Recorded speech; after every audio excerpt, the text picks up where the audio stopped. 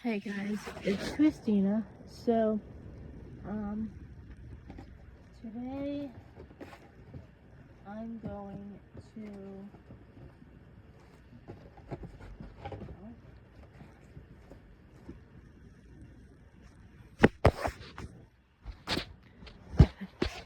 I'm gonna lose my recording stand first. I found it. We're gonna do a Krista. We're gonna do the first episode of my Remembering Krista series. Now, what we're going to do is the first part of the series is going to be hearing her talk. So we're going to listen to a interview.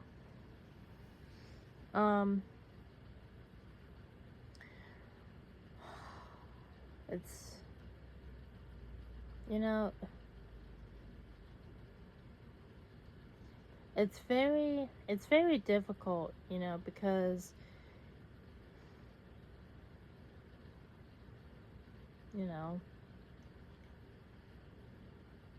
there are things I hear about her that I can't tell her. Like, a good example is when I Googled if she had specific rules for how she exercised, they said there are no specific rules for the only female inmate to receive a death row sentence at the Deborah K. Johnson Rehabilitation Center. They called her the only female inmate to receive a death sentence. She has a name. It's Krista Pike. They dehumanize her, like, literally. And a couple days before I wrote her, maybe a couple weeks, I ran into a short clip of some people, and they were counting down how many days she had left to live. And they said, as nonchalantly as they were talking about, counting down how many days you have until a holiday, that, and I quote, only 80 days left until Krista Pike is put down. Put down? That's a dehumanizing term used for a sick animal. Krista is my friend. There are things I can't tell her. Despite the fact that I can't tell her some things, I really want to tell her the things, but I have to stop myself and realize, wait, she's human. These are real things that are dehumanizing. They could hurt her feelings, like, really. I mean, that's,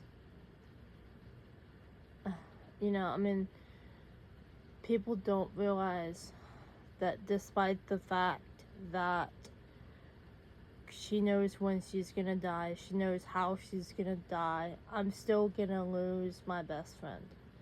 I'm still gonna lose someone who is a very big part of how I look at life today.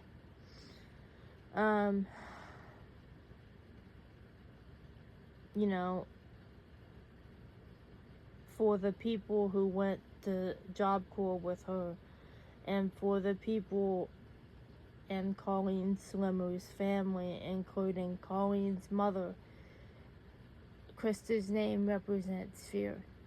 But the name Krista Pike, to me, it represents a friend. I'm going to lose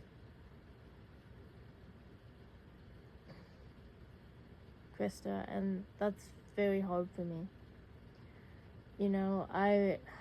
I've lost friends because I chose to make Krista's life better in presumably her last days.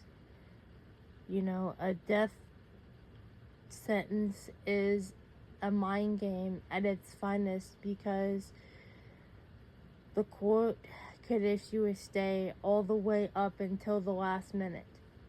I've seen cases where they had the person in the electric chair or in the gas chamber, whatever, and then they said, "Oh no, you're,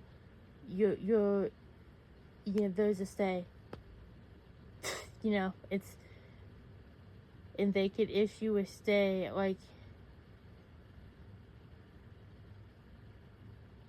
the stay doesn't have to be for another year. It could be like the person doesn't die for a few more hours. It's not, or a few more minutes. It doesn't technically have to be, they don't technically have to live for another day, even though the person issued a stay of execution. Anyway, I thought we would start off my Remembering Krista series by I thought we would start off my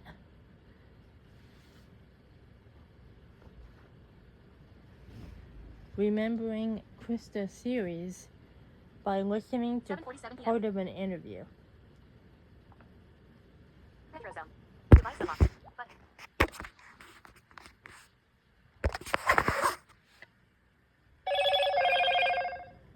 Hey Google.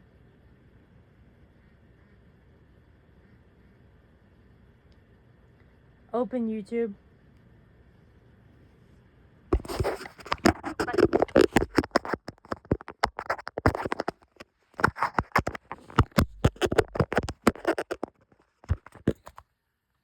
Overview. Button. Window navigation bar. Double tap to activate. Hey Google.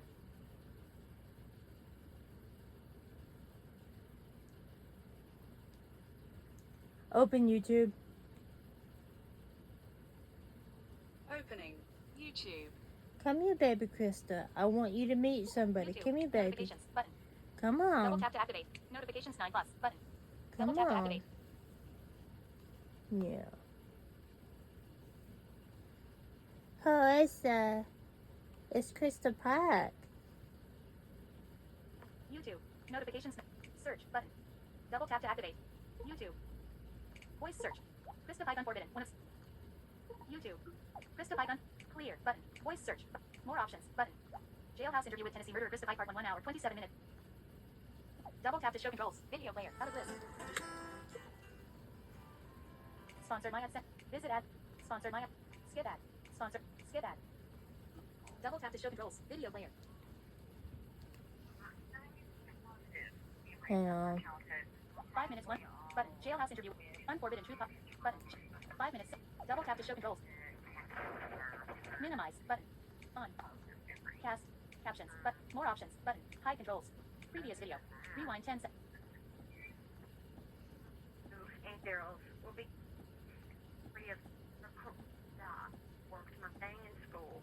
Just had We'll rewind in this because this is the cleanest part of the interview. She cusses a lot because of her brain injury. Regret everything. Wonder why I didn't anyone. And others have that led to my current life to just subject. Was gracious enough to provide me these interviews, as well as to Daryl Shipp's interviews. With that being said, I'm going to hand the reins over to James Sparks. Enjoy. Come on, sit down. The second part of these interviews I conducted was with death row inmate Krista Pike. Krista Pike's interview is significantly longer than Daryl, and she delves into childhood issues as well as her trial. Prepaid debit call from Krista, an inmate at the Tennessee Department of Corrections. This call is subject to monitoring and recording. I wrote this statement down so I wouldn't stumble over my words and I wouldn't leave anything out that I really wanted to get out because this is important to me. At the recording of this, we've already completed the interview I did with James Sparks. I was reluctant to speak at all at this time for so many reasons, but the image of me in the public eye isn't an image of complete truth, nor does it show any reasoning behind the actions that have led to my current placement. Yes, like every other death row inmate ever, I suffered childhood abuse. I had more than my fair share of trauma growing up, and I realized that so many others have that didn't commit violent crimes. I don't use that or anything else as an excuse for what I did. There is no excuse for what I did. There are reasons for the way I acted, but nothing excuses the crime and the damage it's caused to so many lives. James was kind enough and compassionate enough not to ask about specific incidents and details of my life, for which I'm thankful. I didn't volunteer details of situations to satisfy morbid curiosity because I don't see the benefit for anyone. We spoke of things that may give you a more honest picture of my life from childhood until my incarceration. Afterwards, I knew everyone would wonder why I didn't say anything about my crime. I've never denied my involvement in the murder of Colleen Slimmer. I take full responsibility for my actions and regret everything that happened that night. If I could take it all back, I would. And not only to get myself out of prison. I know that's what a lot of people assume. I've already spent a lifetime in here, and I have no expectations of ever leaving these fences. That's not what this is about. I did multiple tabloid-type interviews when I was first given this sentence. My attorney at the time was telling me that I needed to get my story out to the public. And this is the same attorney who had me sign my rights to my story over to him so that he could profit from my demise in the future. I was still very young at the time and had never known what it was like to have any attention at all, much less everyone's attention focused directly on me. So no matter the reason behind it, I was the center of it, and any attention was good attention at that point in my life. My immaturity and obduracy could only cause further pain, and that's not my intent when speaking at this time, nor is it to Daryl's. I'm not even close to being the same person I was over 25 years ago. The issues we were all dealing with back then as teenagers seemed so serious at the time, as is everything in a teenager's life. I was an unmedicated, bipolar, 18-year-old girl, back when people didn't even really know what that was about. I had just had someone to destroy all my clothes, my photos of friends and family, and because of daily verbal altercations, I was seen as a threat to me staying in school, to continue my education, and to continue the relationship with the one and only person I had a close bond with. This isn't blame the victim. This was my warped mindset at the time. All of this, the whole situation, could have and should have been avoided. I never planned to kill Colleen Slimmer, and she didn't deserve to die. I only want my situation to be looked at now through the eyes of logic instead of anger, and answer the question of if I deserve to die for a crime committed by three people, to Daryl Shipp, Shadala Peterson, and myself, when I was an 18-year-old girl. I took the blame for the three of us upon myself out of a misplaced sense of loyalty and low self-esteem. These are my honest thoughts and feelings. This is my story, and you'll hear more with my conversation with James. And I want everyone to know that as a stipulation for my doing this podcast, all proceeds for mine and to Daryl's will be donated to a charity in Knoxville, Tennessee. Friends of Literacy, which I've looked into and think is wonderful. So thank you for your time. I appreciate it very much.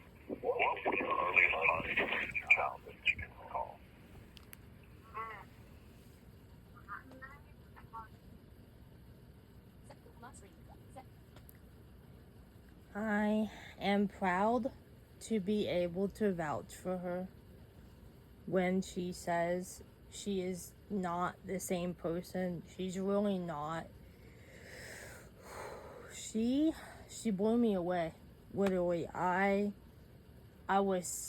remember I was sitting, oh my Lord. Oh, I can't, I wish you could see this. I was sitting in my kitchen because the Wi-Fi was bad, and I was sitting there, and I was sitting on the chair, and my grandma, she read the letter to me, and it said, and I quote, "Dear Christina, thank you for writing to me. Please do not cry for me, for I have found Jesus and will walk with him. I have accepted what I have done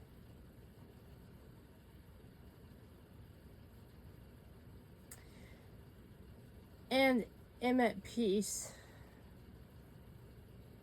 with what is to come. Please live a life filled with joy and wonder. Thank you for being a friend. You sound like a very sweet girl with a kind heart. Love always. Krista.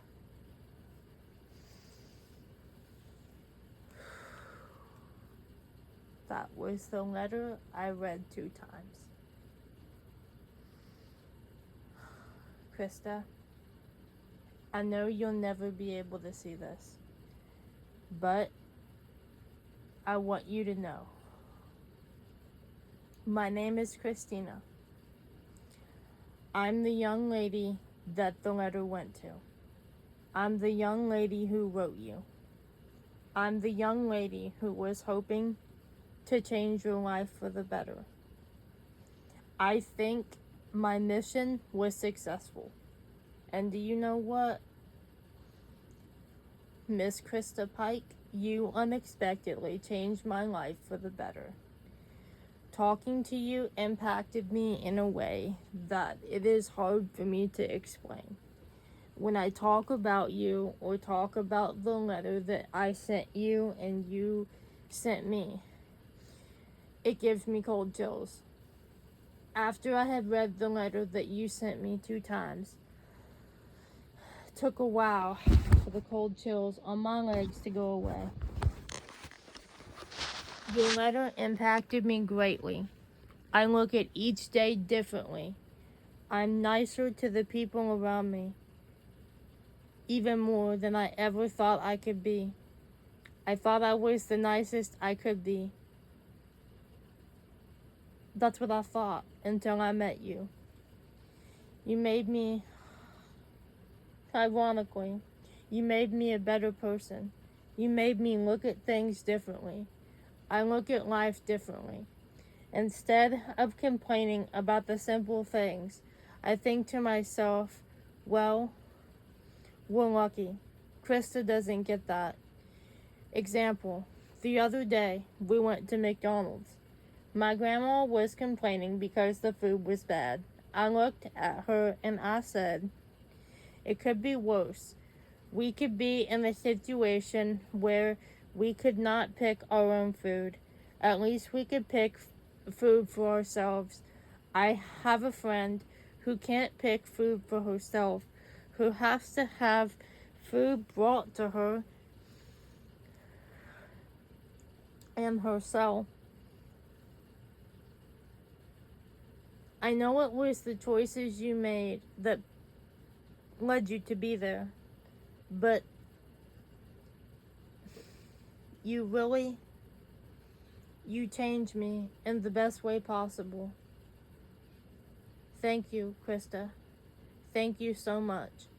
I will stay with you until the end, or until the governor commutes your sentence to life in prison. I want you to know you are not alone. You are not alone. I love you, Krista. You are not alone. Never alone. As long as I have you and you have me, we'll be alright. And I also wanted to introduce you to someone. This is my little Krista.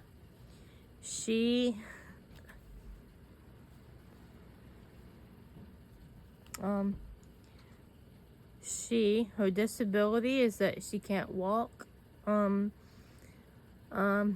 She has black hair and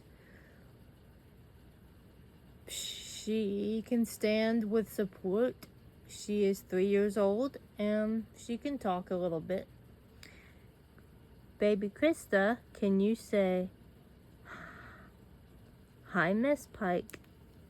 Hi, Miss Pike. Oh, good girl.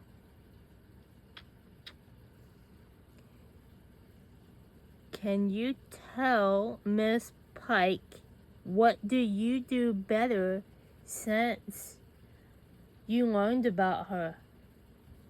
I listen better. I listen better since I heard about you because I know that not everyone gets the same chances that I get. Thank you for teaching me how to behave better, Miss Krista. Mwah. No, good girl. Come here. Come on, come here. Oh.